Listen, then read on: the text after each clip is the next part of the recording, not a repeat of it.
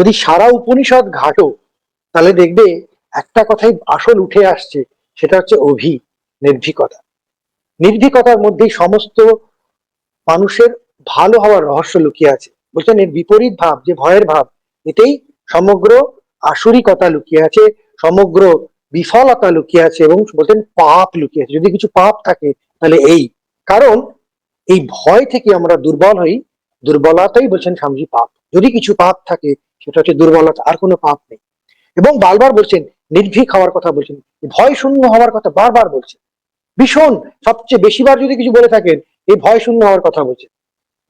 সুতরাং আমাদের এই অন্যান্য জিনিসের মতো এই ভয় নির্ভীক হওয়ার শিক্ষা কোথাও দেওয়া হয় না, ভয়ের শিক্ষাই দেওয়া হয়।